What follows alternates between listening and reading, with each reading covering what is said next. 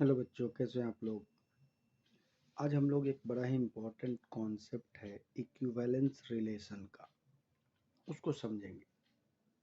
First chapter है 12th का और काफ़ी इम्पोर्टेंट है और इसमें कंफ्यूजन बड़ा रहता है बच्चों को। तो इक्विवेलेंस रिलेशन क्या होता है? तो ये एक टाइप का रिलेशन है, जैसा कि आप लोग देख रहे हैं। A relation R in an equivalent in a set A is said to be equivalence relation if R is reflexive, symmetric and transitive. अब इसमें क्या है ना कि आपको सबसे पहले तो ये रिलेशन क्या है पता होना चाहिए, राइट।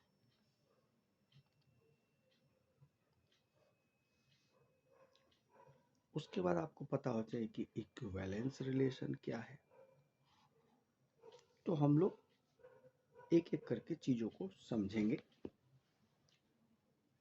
तो सबसे पहले तो ये समझ लीजिए कि अगर इक्विवेलेंस रिलेशन का क्वेश्चन आता है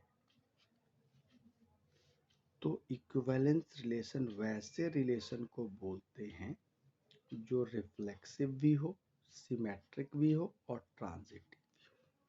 अब दिमाग में ये कंफ्यूजन आता है कि ये रिफ्लेक्सिव होता क्या है, सिमेट्रिक होता क्या है और ट्रांजिटिव होता क्या है, राइट।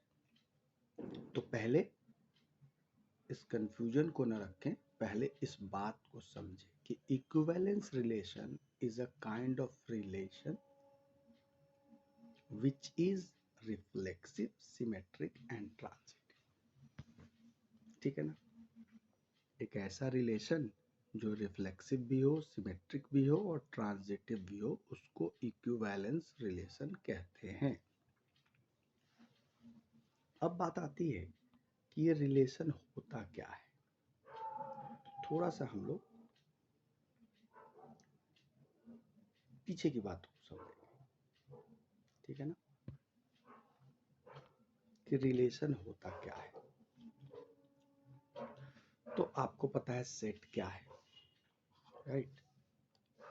सेट किसे कहते हैं?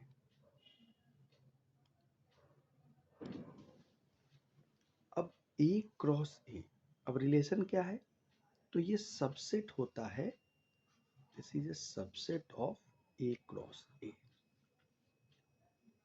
That is Cartesian product. A cross ए क्या है? हमारा कार्टेशियन प्रोडक्ट। मतलब ए में अगर मान लीजिए कि 1 2 3 एलिमेंट हैं, तो आपको जस्ट रिकॉल करा रहा हूं कि ए क्रॉस ए में 9 एलिमेंट्स होंगे, ये ध्यान रखिएगा। और वो क्या क्या होंगे? 1 1 1 2 1 3, इसी तरीके से 2 1 2 2 2 3 3 1 3 2 और 3 3। ये आपके एलिमेंट हो गए ए क्रॉस ए के, ठीक है, कार्टेशियन प्रोडक्ट। अब इसमें देखिए 9 एलिमेंट्स है, तो कोई भी सबसेट, अब ये कंप्लीट एक सेट है, A cross A is a set कह सकते हैं जिसके एलिमेंट्स हैं 9 एलिमेंट्स। अब एक एलिमेंट में ये ऑर्डर्ड पेयर आता है आपका, 2 ऑर्डर्ड पेयर है, इसी तरीके से 9 ऑर्डर्ड पेयर, ठीक है। अब इसका कोई भी एक सबसेट ले लीजिए, जैसे मान लीजिए, अब रिलेशन को हम लोग यूजुअली आर से डिनोट करते हैं। अब इसमें से जो मन करे आपको उठा लीजिए। मान लीजिए आपको मन किया 1 1 उठा लीजिए, 2 2 उठा लेते हैं और 3 3 उठा लेते हैं। मतलब बहुत सारे सबसेट हो सकते हैं। कितने सबसेट हो सकते हैं इस सेट के? सोचिए, किसी सबसेट में अगर x एलिमेंट हैं तो कितने सबसेट होते हैं? जैसे a का सबसेट कितना होगा?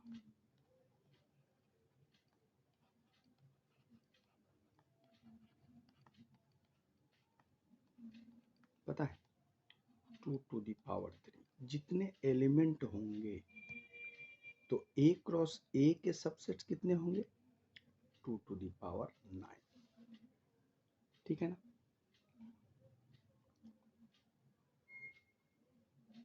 क्लियर है। तो उस 2⁹ मतलब काफी सारे सबसेट्स हो गए 512 सबसेट।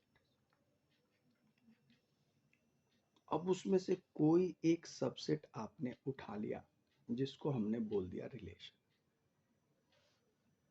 रिलेशन ऐसे पिक्टोरियल रिप्रेजेंटेशन ऐसे ही होता है ना आपका। ए से ए में आप रिलेशन अगर बनाएंगे तो कितने रिलेशन बनेंगे। यहाँ 1 2 3 है, यहाँ भी 1 2 3 है, तो रिलेशन बहुत सारे बन सकते हैं। 1 का 1 से, 1 का 2 से, 1 का 3 से, 2 का 1 से, 2 का 2 से, 2 का 3 से। तो कोई भी सबसेट आप अगर उठाते हैं और उसके एलिमेंट आपस में रिलेटेड हैं तो उसको हम लोग रिलेशन कहते हैं। नॉर्मल बोलचाल की भाषा में अगर आप बात करें तो रिलेशन, हमारे रिलेशन अपने पेरेंट्स के साथ, अपने फ्रेंड्स के साथ कैसे रिलेशन है, तो रिलेशन वही वर्ड है। मतलब एक सेट के एलिमेंट्स दूसरे, एक फैमिली के मेंबर्स दूसरे फैमिली के मेंबर्स से कैसे रिलेटेड है, दैट इज रिलेशन। ठीक है ना। तो ये बात हो गई रिलेशन की।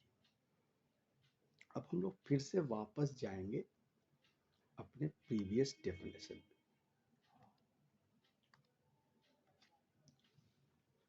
कि भाई इक्विवेलेंस रिलेशन क्या था। तो एक ऐसा रिलेशन जो कि रिफ्लेक्सिव भी हो, सिमेट्रिक भी हो और ट्रांजिटिव भी हो। रिलेशन समझ में आ गया। अब उस रिलेशन को सिमेट्रिक, रिफ्लेक्सिव, ट्रांजिटिव बताना है। अगर वो फुलफिल करेगा इन चीजों को तो हम लोग बोलेंगे कि वो इक्विवेलेंस रिलेशन है।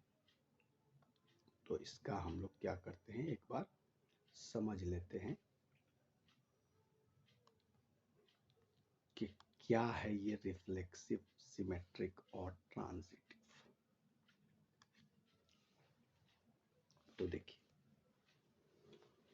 रिफ्लेक्सिव वैसे रिलेशन को बोलेंगे जिसमें सभी ए, अब ये डेफिनेशन आपको सब और जगह मिल जाएगा, लेकिन इसको समझने में बच्चों को काफी कठिनाई होती है। अब ए का मतलब क्या है, तो इसको हम लोग ऐसे समझते हैं। देखिए, एग्जाम्पल से समझेंगे आपको बेटर समझ में आएगा। जैसे ए हमारा एलिमेंट था, है ना। और फिर से मैं कहूँगा कि अगर आपको मेरी स्पीच बोलने का तरीका धीरे लगता है तो आप स्पीड अप करके देख सकते हैं। मैं आराम आराम से समझाने की कोशिश करता हूँ। देखिए, जैसे ए हमने एक सेट लिया था, ए हमने एक सेट लिया था 1 2 3, और ए क्रॉस ए के कुछ मेंबर्स आए थे, राइट, 9 एलिमेंट्स आए थे। अब उसके सबसेट्स कितने होंगे, 2⁹9। उसमें से हमने कुछ एलिमेंट उठा लिए। अब देखिए, हमने जो एलिमेंट उठाए थे वो कुछ ऐसा था।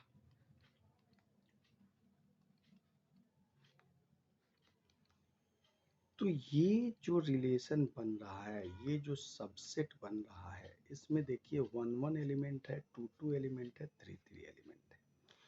1 ए का एलिमेंट है और ए क्रॉस ए में भी 1 1 था, 2 2 था, 3 3 था, 9 एलिमेंट्स थे। तो हम कह सकते हैं कि ये रिलेशन रिफ्लेक्सिव रिलेशन होता है। ठीक है ना।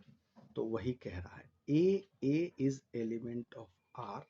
यहाँ पे आप कह सकते हैं कि for all A belongs to R, capital A. ठीक है ना। ए का एलिमेंट है, स्मॉल ए, कैपिटल ए का एलिमेंट है, तो ए आर का एलिमेंट होगा। तो आर जैसे हमने रिलेशन यहाँ बनाया। ठीक है। इसी तरीके से सिमेट्रिक रिलेशन की बात करें तो सिमेट्रिक रिलेशन उसको कहते हैं कि अगर ए बी उस रिलेशन में है, जैसे मान लीजिए आप अगला एक रिलेशन आप बनाते हैं, इसमें काफ़ी सारे एलिमेंट्स हैं, ये भी एलिमेंट हो सकते हैं, लेकिन मान लीजिए कि उसमें 1 2 है, तो 2 1 भी होना चाहिए। अगर 1 3 है तो 3 1 भी होना चाहिए, तभी वो कहलाएगा reflexive relation, sorry symmetric relation. ये रिफ्लेक्सिव हो गया। तो कह रहा है कि अगर कोई ए बी अगर एलिमेंट है उस रिलेशन का, तो बी ए भी उसका एलिमेंट होना चाहिए, तभी उसको सिमेट्रिक बोलते हैं। ठीक है ना। अब थर्ड रिलेशन मान लीजिए आप कुछ इस टाइप से लिखते हैं, मतलब एक ही रिलेशन में सारे एलिमेंट्स हो सकते हैं, हम आपको अलग अलग एग्जाम्पल बता रहे हैं ताकि आपको बेटर समझ में आए। इसके अलावा बहुत सारे एलिमेंट इसमें हो सकते हैं, इसके अलावा बहुत सारे एलिमेंट हो सकते हैं, लेकिन हमको ध्यान रखना है कि अगर एलिमेंट्स हैं बहुत सारे, तो अगर ये दोनों भी हैं उसमें, ये तीनों भी हैं, तभी आप उसको रिफ्लेक्सिव बोलेंगे और तभी आप उसको सिमेट्रिक बोलेंगे। अब मान लीजिए बहुत सारे एलिमेंट हैं और हमारे पास एक एलिमेंट ये भी है, मान लीजिए 1 2 है, 2 3 है, ये एलिमेंट है। क्वेश्चन आता है कि अगर ये एलिमेंट है तो कौन सा एलिमेंट ऐसा डालें इसमें कि ये ट्रांजिटिव हो जाए।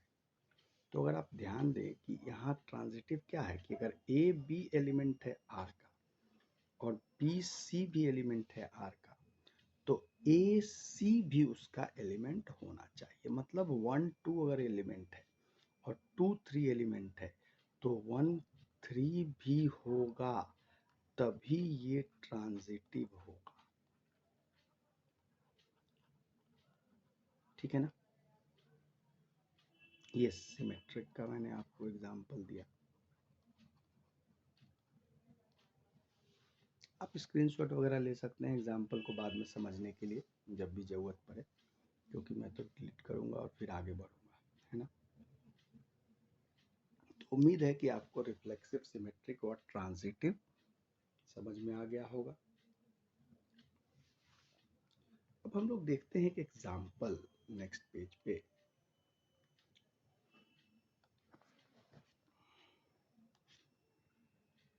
जैसे देखिए ये एग्जांपल, अब देखिए ए कोई सेट था, वही 1 2 3 मैंने पहले भी लिया था। ए क्रॉस ए में कितने एलिमेंट्स होंगे ये मैंने आपको बता दिया, उसके कितने सबसेट होंगे ये भी मैंने आपको बता दिया था। अब उस सबसेट्स में से कोई एक सेट आपने उठाया जिसके एलिमेंट ये हैं। अब आपको ये चेक करना है कि ये 5 एलिमेंट के साथ ये जो रिलेशन है वो कैसा रिलेशन होगा। तो आप वीडियो को पॉज करके सोच सकते हैं, देख सकते हैं कि क्या हो सकता है। क्या ये रिफ्लेक्सिव है, क्या ये सिमेट्रिक है, क्या ये ट्रांजिटिव है। चलिए तो हम लोग देखते हैं। तो जैसा कि क्लियरली पीछे भी हमने देखा था कि 1 1, चूंकि 1 2 3 इसके एलिमेंट हैं, तो 1 1 2 2 और 3 3 हैं इसके एलिमेंट।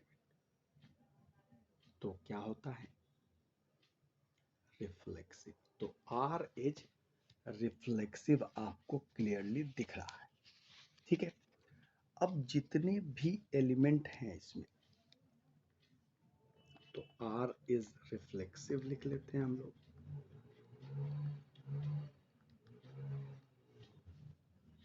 ठीक है। अब नेक्स्ट हमारा था, मतलब हमको चेक करना है कि इज आर, मान लीजिए ऐसे दिया हुआ है, is are equivalence relation.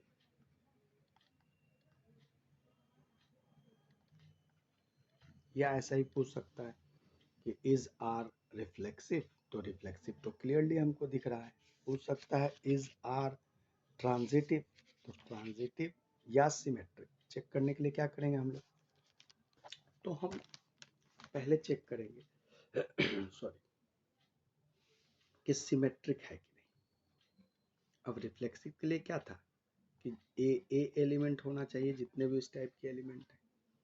Symmetric के लिए क्या था कि अगर ए बी चेक कीजिए कि इसका एलिमेंट है, तो क्या इसका एलिमेंट बी ए बी है? देखिए 1 2 हमारे पास है, तो क्या 2 1 इसका एलिमेंट है? 2 3 इसका एलिमेंट है, तो क्या 3 2 इसका एलिमेंट है? हमारे पास नहीं है, तो क्लियरली नॉट सिमेट्रिक हो गया, है ना? सिमेट्रिक नहीं है, तो सिमेट्रिक नहीं है तो इक्विवेलेंस तो होगा नहीं। लेकिन अब हम लोग ट्रांजिटिव को भी चेक कर लेते हैं। अब देखिए, अगर आपके पास 1 2 है, हमारा क्या था? ट्रांजिटिव।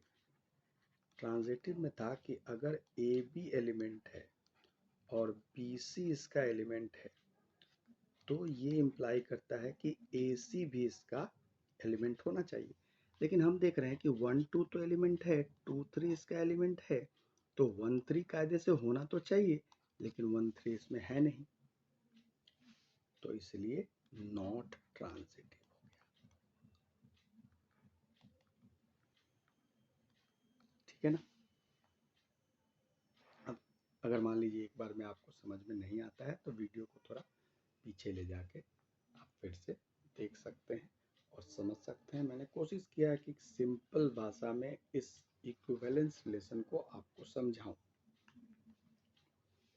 वैसे एक क्वेश्चन ऐसा और भी है जिसको आप ट्राई कर सकते हैं, उसके बारे में सोच सकते हैं कि क्या वो होगा या नहीं होगा। नेक्स्ट पेज पे एक क्वेश्चन होना चाहिए। देखिए, कोई सेट ए है जिसके 4 एलिमेंट हैं, 1 2 3 4। ठीक है,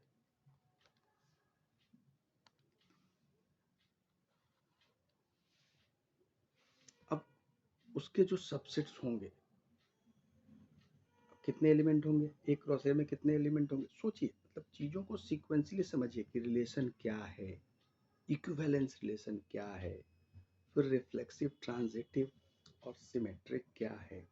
तब आपको ये बातें धीरे धीरे समझ में आएंगी, है ना?